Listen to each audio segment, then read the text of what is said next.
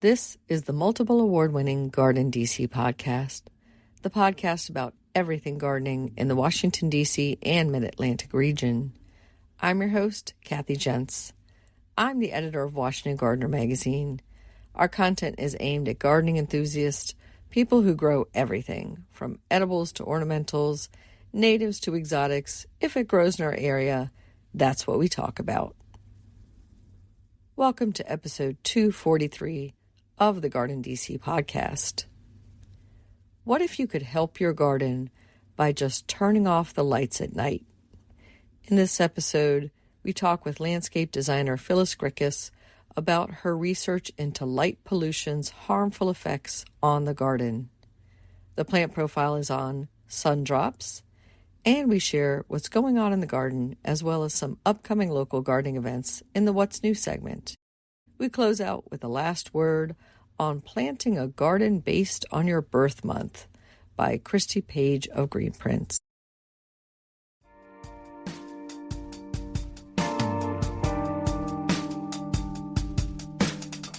This episode, we're joined by Phyllis Grickus. She is the principal of Landscape Design Studio in Pittsburgh, Pennsylvania. Welcome, Phyllis. Hi, Kathy. It's nice to be talking with you today. Great to have you on. And Phyllis, I've known you for years. We're both members of GardenCom, the Garden Writers Association, and we've been friends and colleagues for so long. And I'm so happy to have you on the podcast to talk all about light pollution and related issues. Well, thank you. I'm excited to be sharing the information that I've only recently learned in the last few years. And I find that many other gardeners don't consider light pollution in their garden. So I'm looking forward to talking with you more about it. Yeah, I think it's something that is obviously not well known, kind of on the periphery of gardening. But when we're talking about lighting our gardens or being in an urban area, it's something we really need to be thinking more about consciously and making those decisions. But before we get into all of that, Phyllis, I'm going to ask you if you were born with chlorophyll in your veins and a green thumb. I do. I think I was. However, it doesn't really come from having a natural talent, which is the common understanding of the meaning of me having a green thumb. It's not really encoded in my DNA, but I think it was both an inherited and a learned experience. Inherited because my parents had a fruit and vegetable garden and ornamental plants, as did other families in the neighborhood. But I didn't participate other than enjoying the harvest. It just was around me. And I certainly never thought as a kid, I'm going to grow up and be a landscape designer. It was just something people I knew did for themselves. It took decades for me to realize I could make it a career. Was very business oriented in my education and early career pursuits. But in 1995, I took a buyout offer from what became my last corporate job. And after a recovery period, I thought, well, now what? I had more flexibility for my family needs, but I wasn't just going to sit at home. I wanted to do something else. It was also at that time, my youngest son's teacher gave the parents an assignment, which was write and then share with your child some of your most memorable childhood experiences. And after doing it, I realized most of my memories had to do with plants, picking bouquets of lilacs and pretending to be a bride with my girlfriends in the backyard, going to the field across the street from our home at lunchtime to pick bunches and bunches of violets from my teachers before returning to school, back in the days when we used to go home for lunch, and gathering apples that had fallen from the tree and being allowed to pick the first ears of corn from the garden. That was my experience. And I realized that I had always been growing something. When I began living on my own, I started with houseplants, which evolved into window boxes full of flowers, which then became tomatoes in pots. And so after having this realization, I thought, well, maybe I could do something. Everybody wants to do what they love to do. And I think I became aware of the Master Gardener program also around then, and I signed up.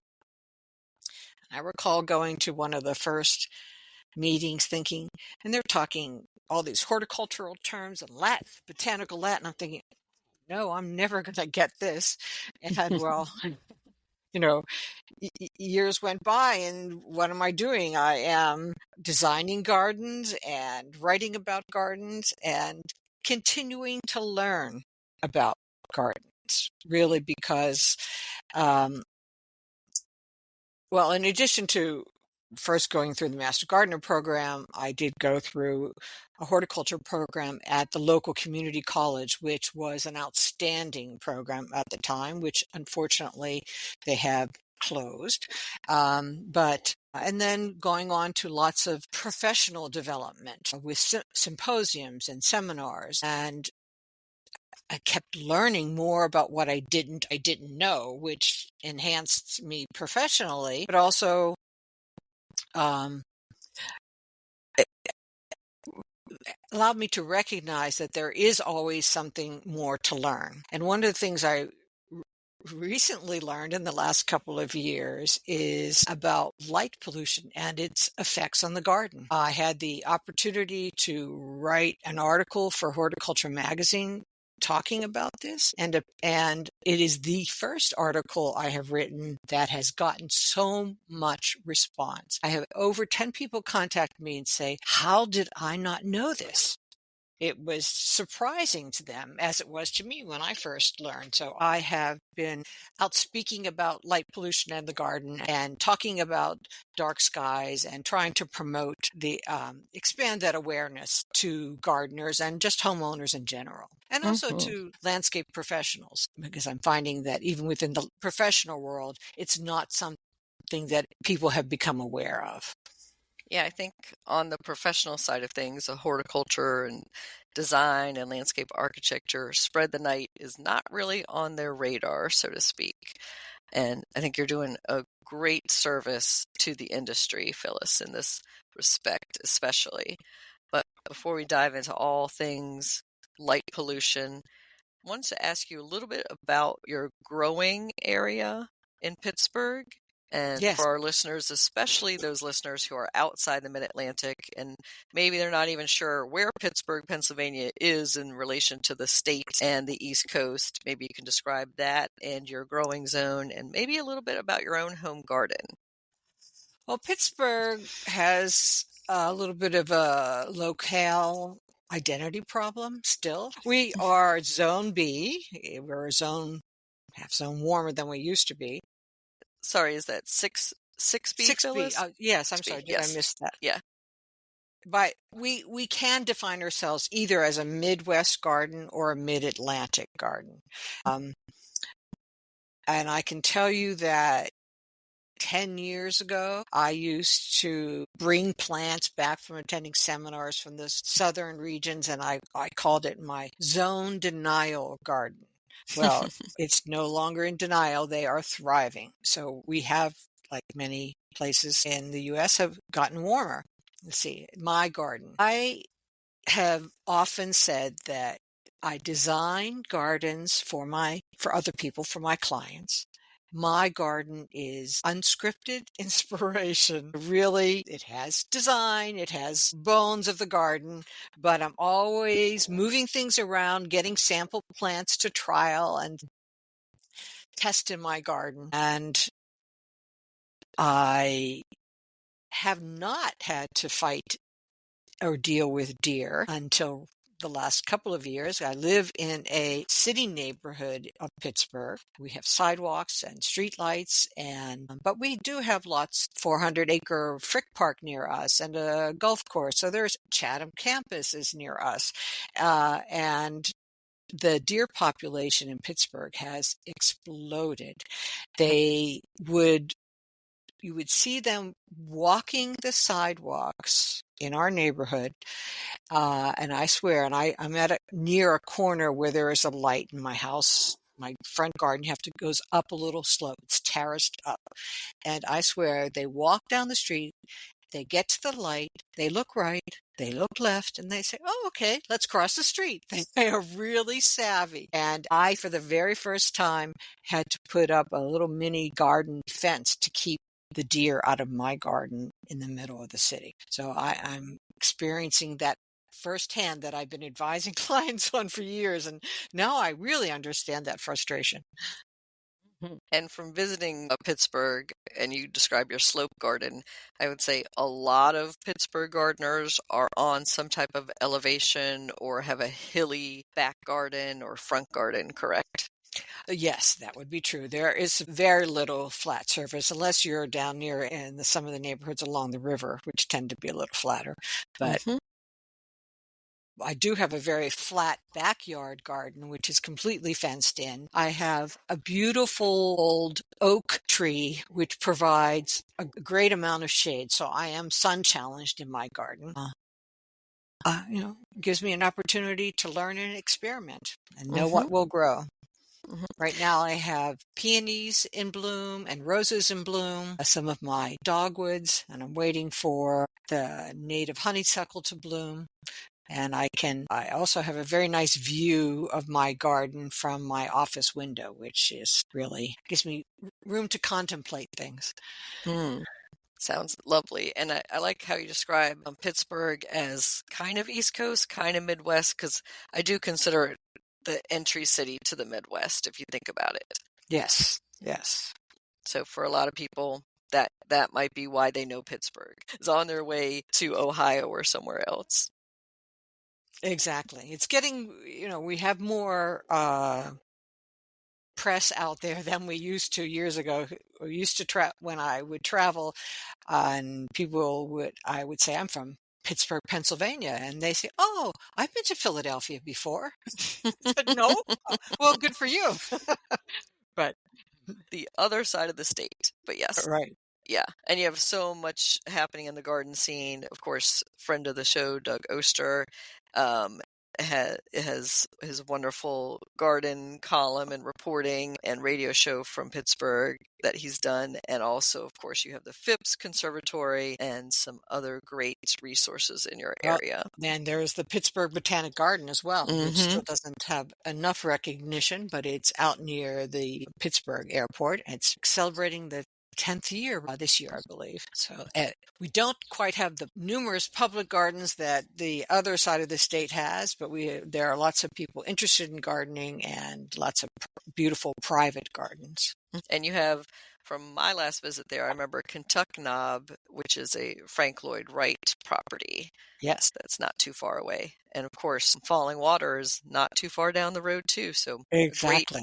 Great place for a summer road trip to get out there and see all that. So let's turn our conversation now to our topic of light pollution. And you were saying how it first came to your attention. I had read an article in one of our local independent papers about the city of Pittsburgh becoming the first city of its size to enact a dark sky ordinance. And what that meant was that it was primarily going to affect city parks, buildings, municipal buildings.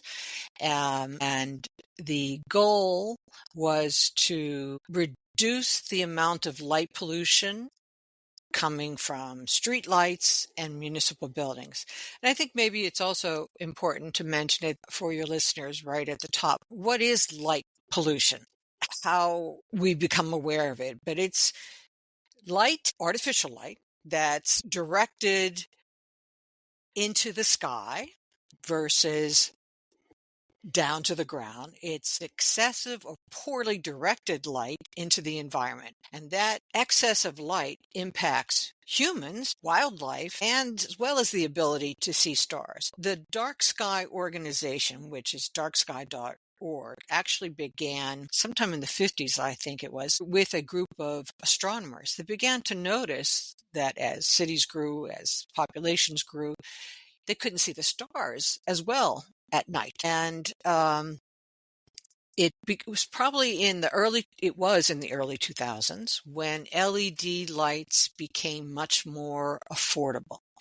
And those lights are bright blue light, and cities started transitioning their street lights at the time to LED lights. And my goodness, they were saving lots of money because they're much more efficient lights. However, those LED lights are much brighter. So it made for even brighter nighttime skies when our natural state of things should be darkness at night.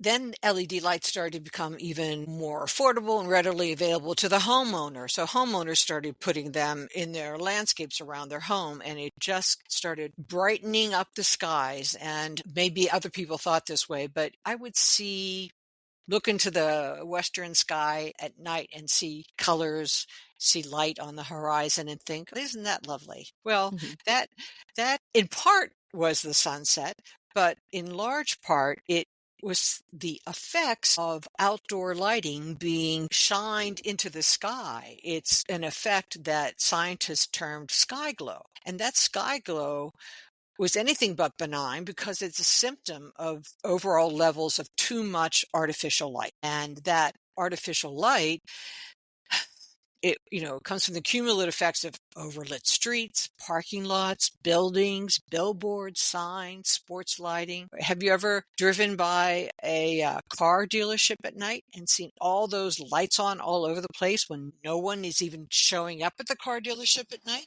So it's the trying to make not only municipalities aware of the effects of light pollution. Gardening is my business, and it's important that we as gardeners recognize what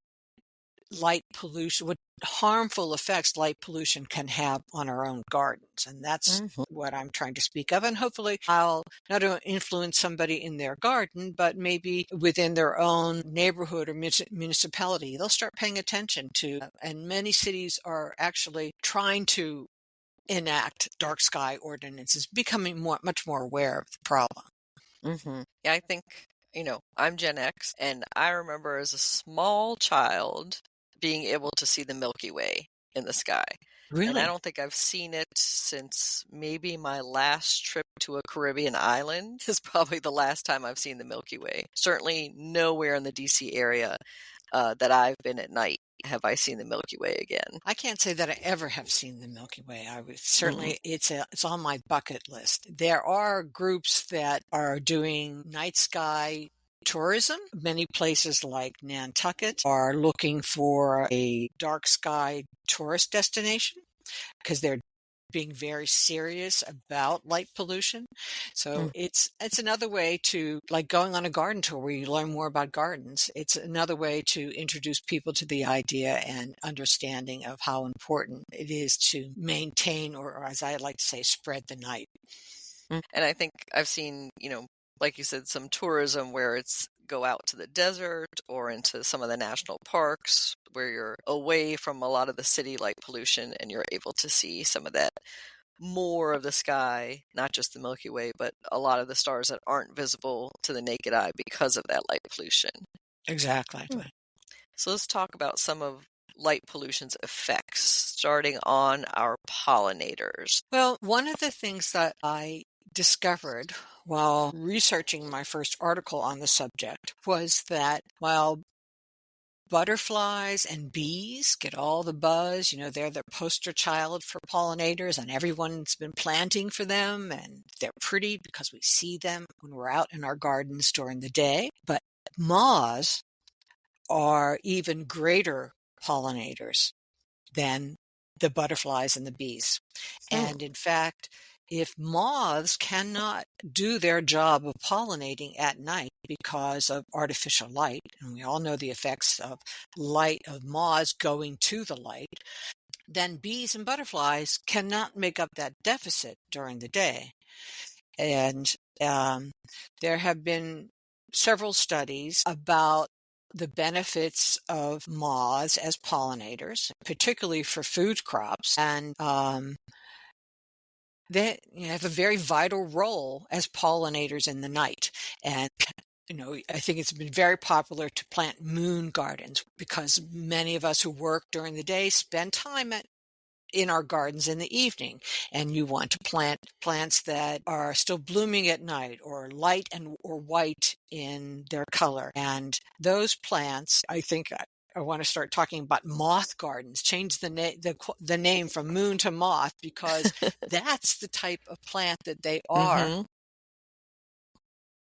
That brings them in to begin with. And they do transport pollen just like bees and butterflies. And their numbers, let me get make sure I remember these exact numbers, but they are part of the Lepidopterus family, which is which is butterflies, and they are more numerous than butterflies. In Pennsylvania, at least in the research that I found, moths outnumber butterflies 10 to 1. Wow. And I wonder, Phyllis, if part of that is just because nighttime predators, like during the day, more people are driving, so your car hits a butterfly, sadly, or there's more birds active during the day to grab that butterfly in the air or something, but the moth doesn't have all that pressure. Well, I don't know specifically if that's a cause, but I can tell you that research on light pollution at night makes the moths much more susceptible to predators because they can be seen at night.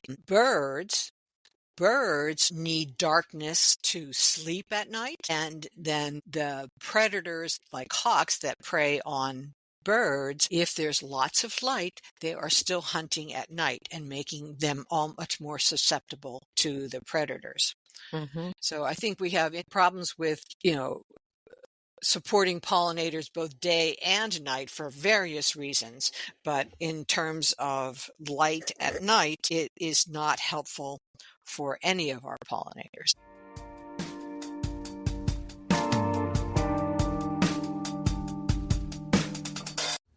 GardenDC will be back after this short break. Get low-maintenance alternatives to lawns with Ground Cover Revolution by Kathy Jentz. Reducing the lawn is among the biggest trends in homeownership, with an endless stream of homeowners looking for an eco-friendly alternative to a traditional turfgrass lawn.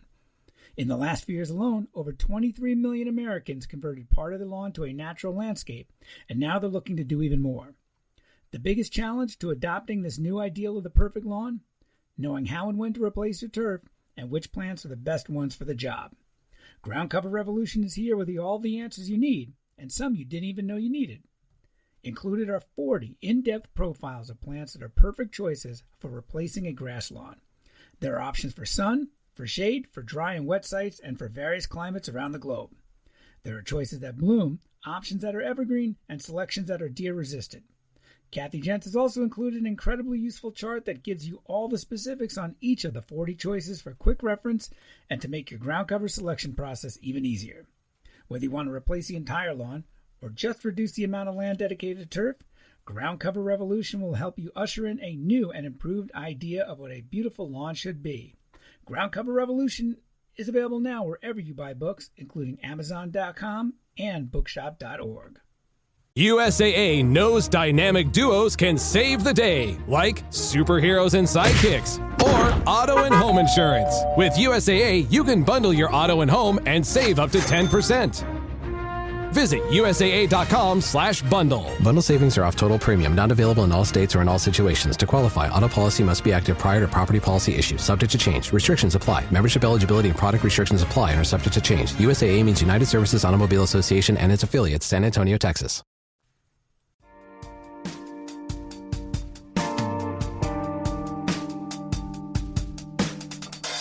What about plant behavior? So how does artificial light impact the plants in our gardens? Well, most of us who have grown plants know that our plants need light for photosynthesis and to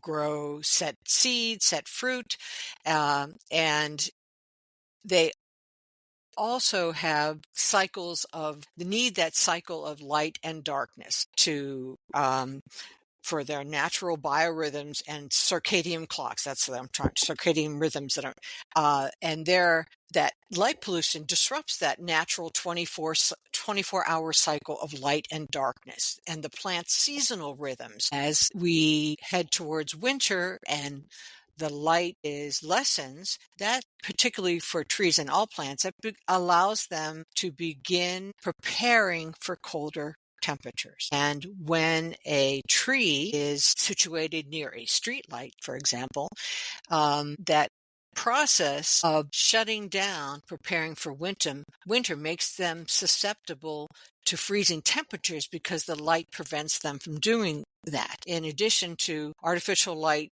in the spring can cause plants to bud, flower, and leaf out earlier in the spring. In the fall, when it's heading to winter, it can cause trees to hold on to their leaves longer because they're being influenced by the light and they're not getting that cues to start shutting down. And then we'd say we get a snowfall and the tree has lots of leaves still on it. It causes breakage in the trees and could cause more damage to the trees in the long run. And it also, well,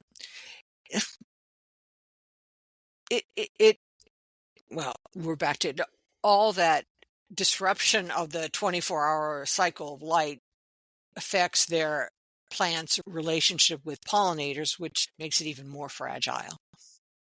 Yeah, I think that I'm seeing that on my own busy urban corner, surrounded by street lights and floodlights from local businesses that they're using for security, but they're high. They're pointed right at my oak trees, and I could see the oak tree stress, from many other factors, but this isn't helping them. As you say, many plants are day length sensitive for their whole cycle, when they're going to set fruit, when they're going to set flower. And when you're talking about it making them flower earlier in the season or making them drop their leaves later, that also impacts the pollinators and the timing. So, if a certain pollinator is supposed to interact with a certain plant and it's 2 weeks early, that's a problem.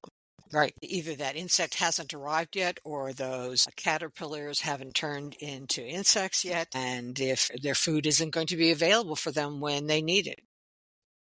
So a lot of that timing is totally off. Some of that, of course, is being blamed on climate change, which rightly so. But a lot of that, I think we can talk about the light pollution, and maybe that is part of the factor in all of this. It certainly is. And so light pollution is not really much different than air pollution, water pollution. It has the same it has similar detrimental effects. However, light pollution is one we can really control. We can control as gardeners, we can control as cities, and not only can we change our habits so that it's a beneficial effect, but by changing our habits and reducing the amount of light we use in our gardens by simply first turning them off at a certain point. There are various suggestions, whether turning light off at 10 o'clock at night or 11 o'clock at night. Me personally, I don't have my lights come on at all. But what lights do come on are motion sensitive. So they only come on when needed. That is,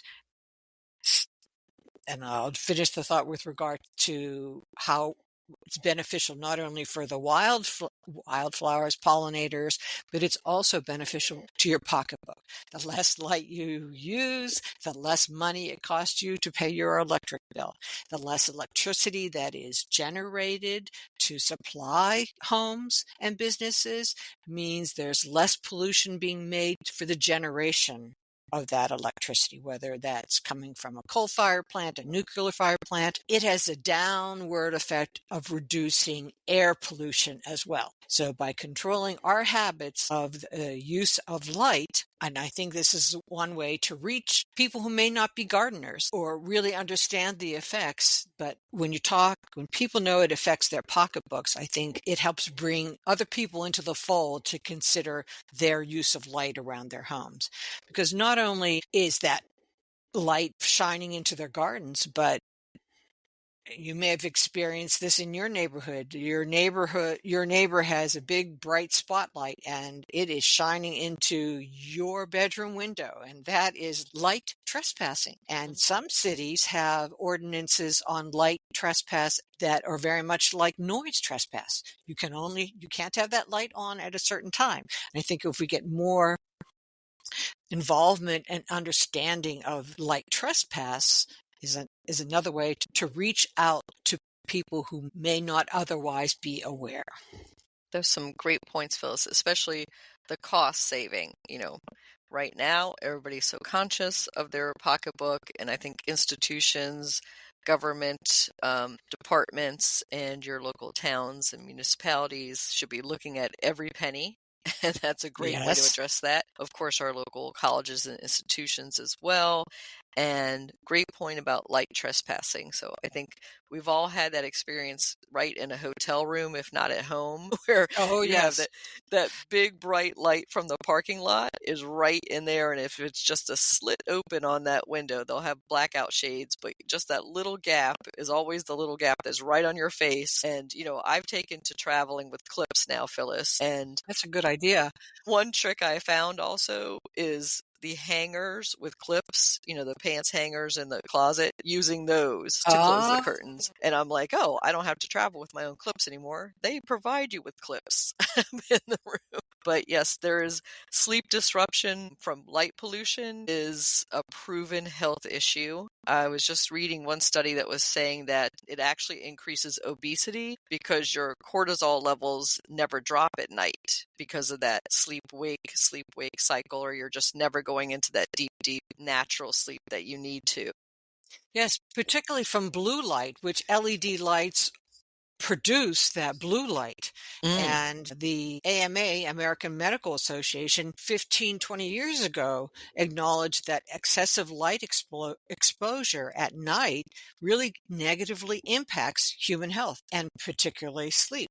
So, that's why we're being advised to turn off our electronic devices. Don't sleep with your phone. It disrupts your natural circadian rhythm, which you have enough disruption. As you say, the cortisol rises and leads to obesity and depression. And so other good reasons to be aware of excessive use of light.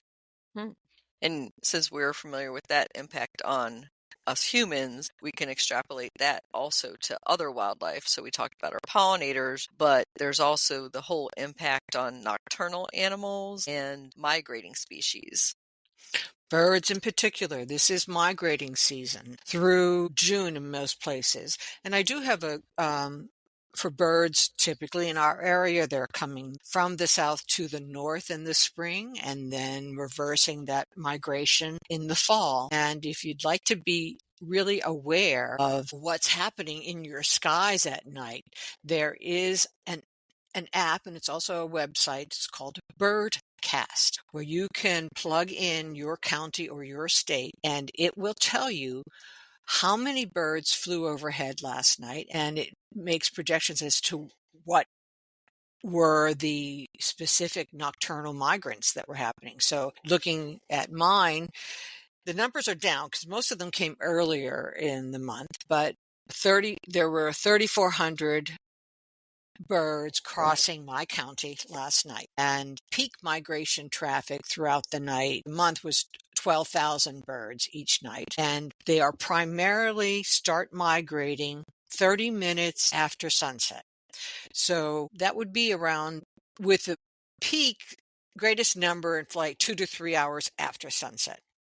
So that means if you're turning off your lights at 10 o'clock or 11 o'clock at night, you are helping those birds find their way. The birds will get caught up, particularly with tall building lights. They get confused and they can exhaust themselves by they use the stars to navigate. And if they're not seeing the stars and that magnetic field, the position of the stars, it gives them cues to find their way. And if they can't find their way, they could be circling a building for hours and literally exhaust themselves. There is a building in Las Vegas, just as one extreme example. It's called the Pyramid. It has a humongous, huge light that simply goes from the top of the pyramid straight up into the sky. It can be seen from the space, and every night birds get trapped flying around that light. And every morning they have crews that go up and sweep up the dead birds that have fallen. Yeah. Now, it's just horrendous that should even be happening. The light causes the birds to fly towards the light like insects. And they have a harder time just in general. So we need birds in our gardens. We need birds and we need insects in our gardens to be feeding the birds, the caterpillars, the insects. So it's something we really need to pay attention to. And while the most impactful changes can be made to commercial and municipal buildings, which is where it gives residents like us to have an interest in learning what the cities are doing. But even with our own efforts in each of our yards, collectively, we can have an impact, a positive impact in saving birds and pollinators. So you discussed before using motion sensor lights instead of just having it on all the time or having Yes. an early cutoff. You can have a timer, say if you know somebody's coming back in your household and needs it till 10 p.m. or whatever it is. What are some other light strategies we can use in the garden? Well, one of the most affordable methods, if you can't go out and change the lighting all around your house, are amber light bulbs, which are thought to have an blue light blocking effects so that it attracts less insects. Also using lower Kelvin lighting, warmer lights, because it's a warmer light versus a blue light, would be one way. There have been studies just going back to the excessive amount of lighting. We humans feel comfortable with lots of light. We've grown fearful of the dark for various reasons, but we haven't begun to appreciate the dark. But there are lots of examples, and darksky.org is a good website to go to not only find out about which lighting manufacturers are producing dark sky compliant lights. So if you're in the market for buying new lights, it's a good resource for that. In my research, many have not yet caught on to the idea of making them all available for motion sensitive, but there are other products that they sell as an adjunct that will allow their lights to be motion sensitive, and that's what I try and promote when I'm out there talking about it. But bright lighting up at night does not mean that you're safer. Have you ever seen the glare of light off of something to the point that it creates glare and dark spots? And there are several photographs available out there online that show that too much light creates dark shadows. And if you're concerned about someone or something out there, they can sit very comfortably in the dark and see you in the light. And that makes you even more vulnerable because they can see you, but you can't see them because of all the unshielded light in your eyes. There were a few security companies that did studies that prove there's no clear scientific evidence that increased outdoor lighting deters crime. In the home security industry across several metropolitan areas prove that most crimes occur between noon and 7 p.m., not later at night. Interesting. Yeah, I think that's a great point to get out there and, targeted lighting, having dimmers on things, all those are great methods, but also getting that education out there because what we perceive as being unsafe might not be the actual reality. And I wanted to circle back just a moment to light trespass. If you have a neighbor whose light is shining into your bedroom, the Dark Sky organization has a well-written letter that you can share with your neighbor if you're shy about approaching the subject. Makes it very approachable because they may not even be aware of it. Mm-hmm. and as a way of discussing your neighbor's excess lighting with them, a way to be positive and be courteous. And so that's available for a download on their website. If one of your listeners out there has that problem with their neighbors, it's a good way to start the conversation. That's a great resource, Phyllis. We'll put that link in our show notes to darksky.org. So I know a lot of people will find that helpful. And let's talk a little bit about the aesthetics of a garden at night and exploring some of that night beauty. And you'd mentioned earlier moon gardens, which we're now going to call moth gardens, you can experience at night that you can't experience during the day. Learning to appreciate darkness, and the longer you're out in the dark, the more your eyes become adjusted to the dark. And if you've ever had the occasion to be out in the woods or even in some place that's somewhat dark and feel uncomfortable and that you're squinting and trying to find your way, and the more time you spend, all of a sudden you're seeing much better. It's because our eyes adjust to the darkness. And that's I think listening. Somehow for me, I have no scientific evidence for this, but for me, listening in the dark becomes a heightened skill.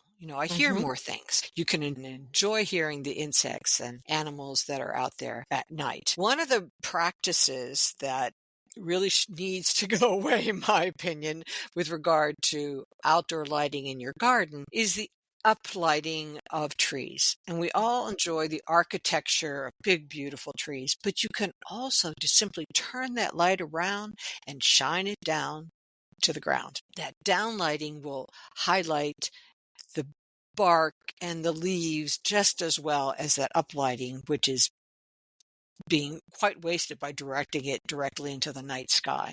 And that, of course, contributes to the sky glow effect. Having light in your garden and having it be much more beneficial, purchase lights. And even if you're not buying new lights, first of all, project light downward. So not into the sky. You want to go with warmer lighting instead of the bright blue-violet light, and lights fixtures that have shielding on. Again, project it down so you can see it on the ground where you need it. Yeah, I think, say along a pathway that you're unsure of with your footing, if it's motion activated and it's pointing down, like I've seen a lot of those really nice copper light fixtures where it looks like it's a little kind of umbrella over the light, using those along a pathway, or the ones that are like shielded, as you say, that just point directly at the step or that transition in grade. Those are important to have, but they don't have to be on when you're not there for the other 24 hours of the day. Right. And you want to make sure it's useful, that it's not just a light in the background that you don't even really need to see when you're going from your house to your garage, or make sure that it's something that is beneficial to the people in the home and not just out there on for no good reason. Yeah, I think a lot of us have, if you moved into an older home, you might have inherited an old light system, and that needs evaluating, just like every other element of your landscape. The other consideration is the light that's coming from your windows spilling out into your garden. Close your window blinds, because that still attracts insects, birds. It's light pollution. There's no reason for that light to be spilling out. And if you're a person who's concerned about, being seen or being out in the darkness, that just puts you in a fishbowl. If you've got all your lights on in the house and the blinds aren't pulled down, you're much more visible to someone out there. So it's another factor to consider.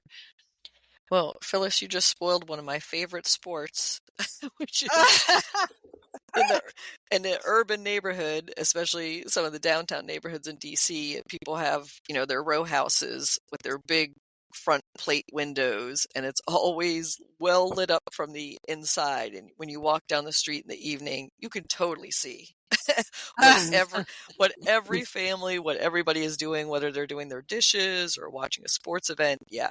So it's always fun to walk through. But yes, it's better to, pull those shutters or close those blinds and not have that light pollution and not have looky-loos like me being like, wonder what they're eating for dinner tonight. So how can our listeners contact you and find out more, Phyllis? Well, my website is landscapedesignstudio.com.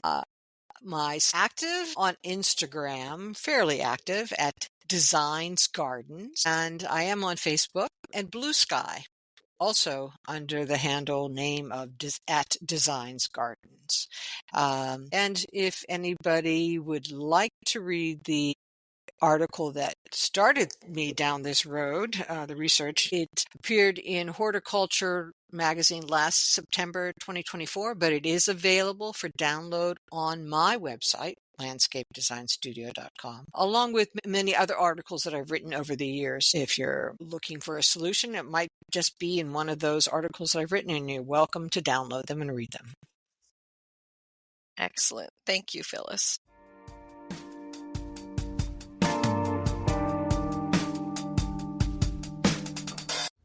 GardenDC will be back after this short break. In the book The Urban Garden by Kathy Jentz and Terry Spate, you'll find dozens of inspiring and creative ways to grow flowers, shrubs, vegetables, herbs, and other plants in small spaces and with a limited budget. Whether you want to grow on a balcony, rooftop, front stoop, or a tiny urban patio, turn your growing dreams into reality and build a gorgeous and unique garden that showcases your personal style while still being functional and productive. With the genius ideas and resourceful tactics found here, you'll be maximizing yields and beauty from every square inch of your space. No matter what you grow, the 101 amazing growing ideas found in the urban garden will turn your tiny urban yard into a treasure trove of green you'll be proud to share with family and friends. Buy your copy today at your local retail bookseller or order it online now at Amazon.com or bookshop.org. I think you're on mute. Workday starting to sound the same? I think you're on mute. Find something that sounds better for your career on LinkedIn. With LinkedIn Job Collections, you can browse curated collections by relevant industries and benefits, like flex PTO or hybrid workplaces, so you can find the right job for you. Get started at linkedin.com/jobs. Finding where you fit. LinkedIn knows how.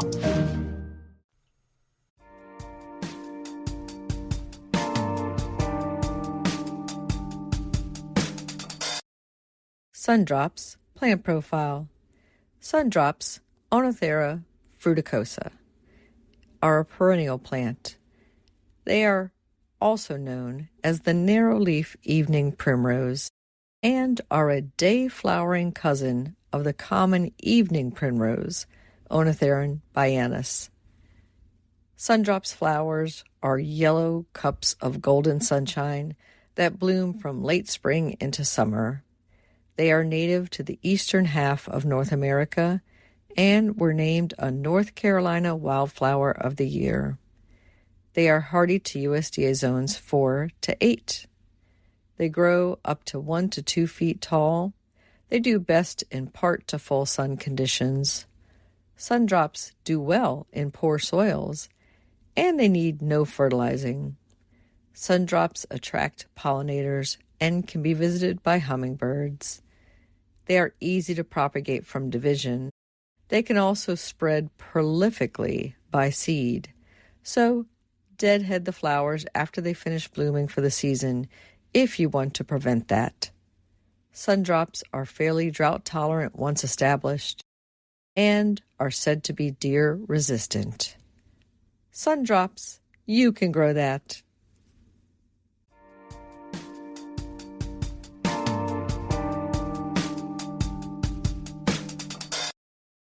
What's new in the garden this week? Well, my smooth hydrangea are all full of blooms. I have white ones, pink ones, and almost dark red ones. The butterfly milkweed, Asclepias tuberosa, has also come into bloom with its gorgeous orange flowers. Over at the community garden, I harvested all of our turnips as well as some radishes and the first handful of blackberries for the season. In the garden tips that we shared on our social media this week, we talked all about fertilizing. And one of our tips was that water lilies are heavy feeders, so you should fertilize them regularly using a fertilizer tablet made for aquatic plants. Do this at the time of planting and once a month thereafter throughout the growing season.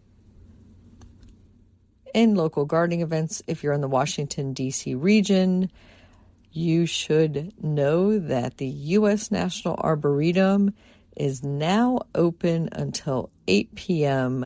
through August 30th. So they have announced special summer hours thanks to the Friends of the National Arboretum.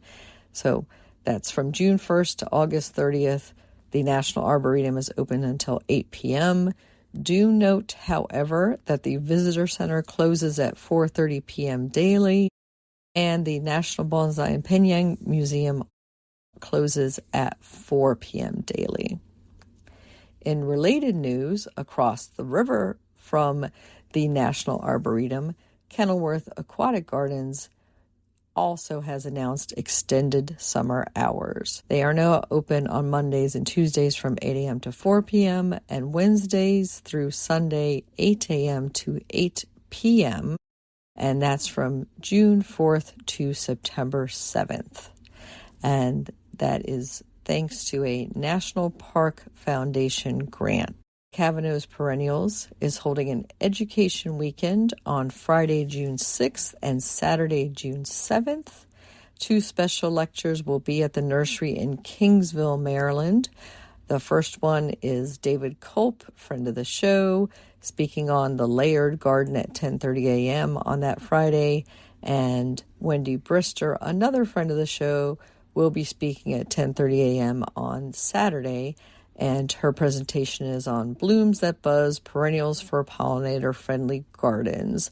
The nursery will also be open for shopping. CEUs are available for horticulture professionals, and the registration fee is $15. You can find out more about that at cavanaughs.com or on their social media. And then June 16th through 20th of 2025 is Pollinator Week. The Smithsonian Gardens invite you to their events and stations happening during Pollinator Week. Horticulturists will be at the Bug Mobile to talk pollination and engage with hands-on activities. Discover why pollination matters and what you can do to help pollinators in your community. The Bug Mobile will be buzzing to different Washington, D.C. Smithsonian Gardens throughout Pollinator Week. Happy gardening!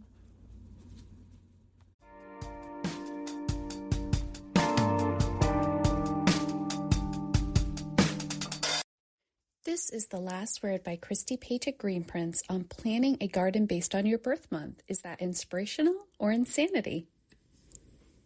Welcome May, my favorite time of year, and not just because I happen to be born in this glorious month. I love May because you can feel spring in the air each day. There's still some chilly mornings that remind you winter isn't far behind, but by afternoon, the beaming sunshine makes you think summer will be here any minute. Each year, I plant something new for my birthday. It's the perfect time since most of our frost risk is done, and the soil is warming up nicely. I've planted everything from blueberry bushes to peach trees and even my own raspberry patch. This year, I've been thinking it might be time for a pretty flower garden to brighten up the front of the house. As I started researching what I wanted to plant, I got sidetracked by the flowers that correspond with each birth month. Did you know that each month has 2 designated birth flowers? That way you can choose the one you prefer. The flowers for May are Lily of the Valley and Hawthorn. Lily of the Valley is a flower I'm somewhat familiar with. Its delicate white blossoms have always intrigued me. As I did more research, I found that they symbolize sweetness, grace, humility, and gentle charm. When I look at these precious blooms, all of those adjectives readily come to mind. I had never heard of hawthorn and was instantly intrigued. Apparently, it is also known as the May tree and symbolizes happiness, new beginnings, hope, and protection. What could be more fitting for a month where everything seems to be born anew than a plant representing fresh starts and optimism? After discovering this, I wanted to know the birth flowers of pretty much everyone in my life. My daughters are born in January and September. which are carnations and snowdrops and asters and morning glory, respectively. My husband, born in August, claims gladiolus and poppies. I had a brief moment of insanity when I considered planting an entire garden based on our birth flowers.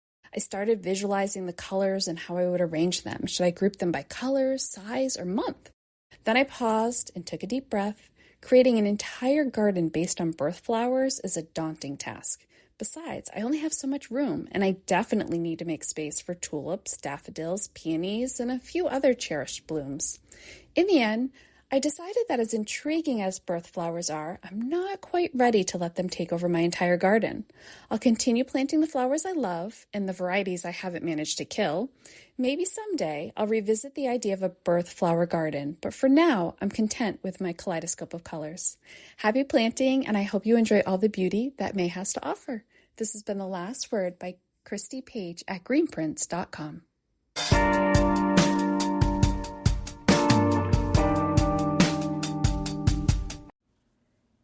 Thank you for listening to GardenDC.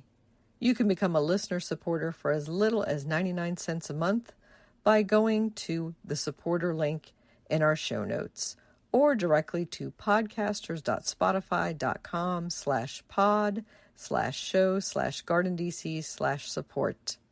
Another way to support this podcast is to subscribe to our monthly digital publication, Washington Gardener Magazine. To do so, go to WashingtonGardener.com or WashingtonGardener.blogspot.com. You can find Washington Gardener on social media at WDC Gardener on Twitter or X, Instagram, and Pinterest, and on Facebook at Washington Gardener Magazine. And be sure to leave us a 5-star review on your favorite podcast platform. Please take a minute to share us on social media with #GardenDC so other gardeners can find us too.